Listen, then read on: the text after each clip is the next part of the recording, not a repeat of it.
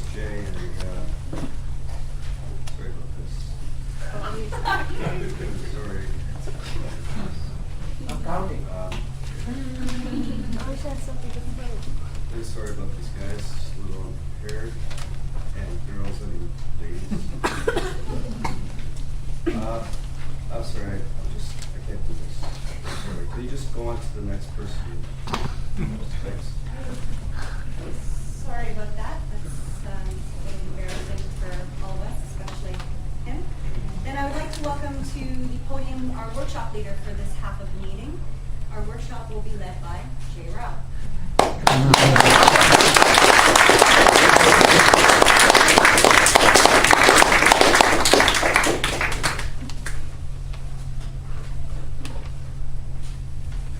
It's been said, the human brain starts working the moment that we're born and doesn't stop until the moment we stand up to speak in public.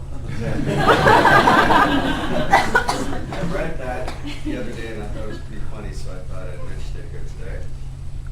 Sorry about my alter ego. He's afraid of public speaking.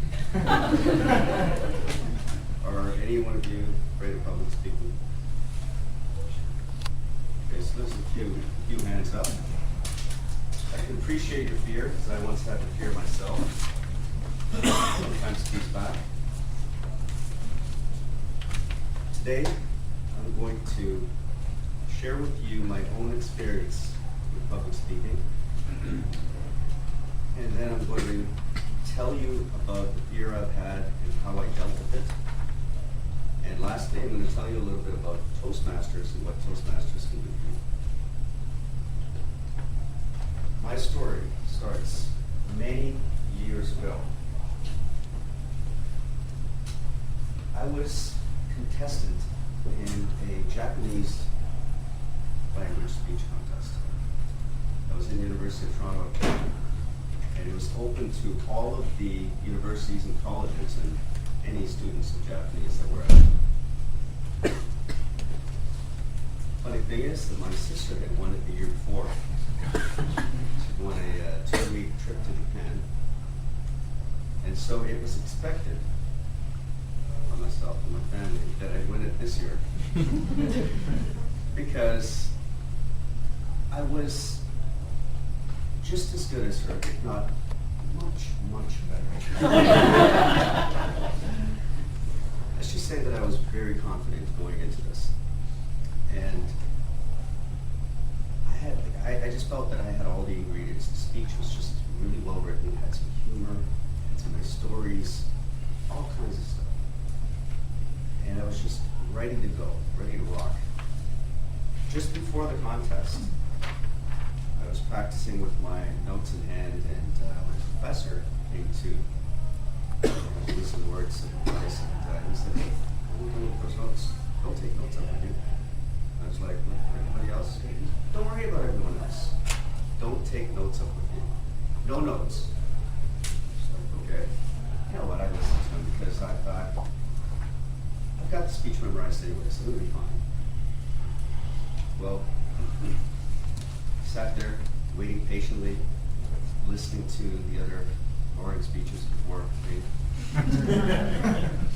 I quietly laughed to myself as I saw them reading their speeches and barely looking up. And then they called out my name.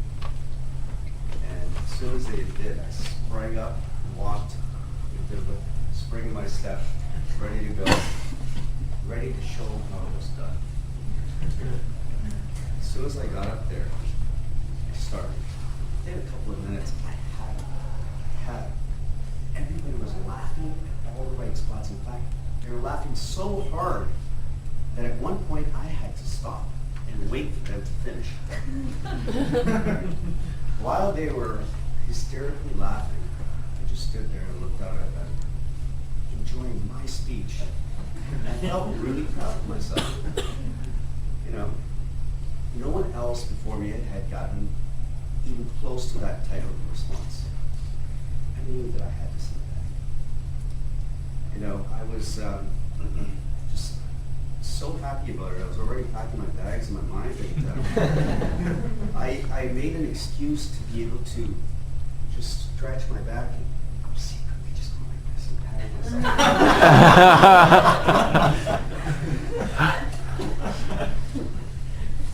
So as I stood there just waiting for the laughter to die down, I started thinking to myself, man, there's a lot of people out there, a lot of laughing faces.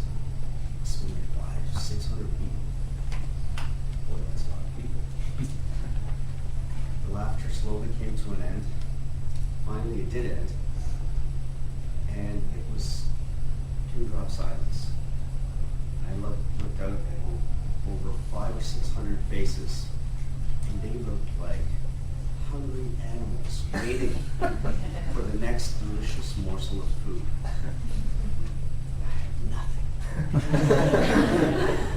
I had no idea where I was in my speech. I completely forgot. I froze. I knew I was somewhere in the middle. And I remembered the last line of the speech, but nothing else. And I was thinking to myself, if I only had those cue cards, I could have just looked down for a quick second. I'd know where I was, and I could continue. I'd never have to look at them again. Never in my life. I'd just whip them away like that. But I didn't have those damn cue cards. Well, I struggled. I tried to think of what to say next. I looked out at those hungry faces, and now they were starting to look very ferocious to me. Fear engulfed my body, and I didn't know what to do. All I could think of was that last line, and so I quickly blurted it out and walked off the stage.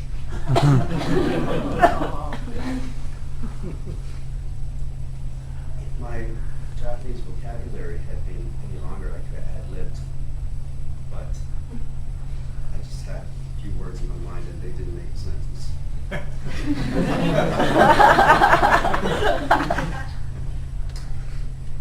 Well, everybody stood there shocked because now the speech didn't make any sense at all.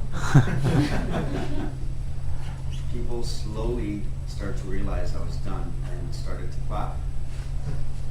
And the next thing was called out. I climbed into my chair and looked for a quiet way to exit the building. Needless to say, I didn't win that competition. The girl who did win it, I remember, looked up a total of one time from her paper as she read her speech. To make things worse, when I got home and I broke the news to my parents and my family, they wouldn't believe me. They thought I was kidding around that I had won. And it took me a while to convince them that I wasn't kidding around. Boy, I wish I was. That day, my friends, has haunted me for many, many years.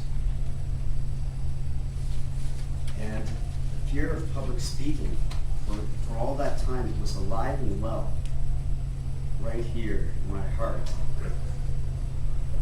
And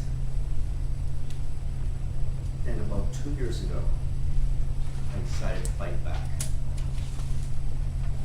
I joined Toastmasters. And now I'm up here talking to you guys about how to conquer your fear of public speaking. So it's been a pretty good experience, to admit.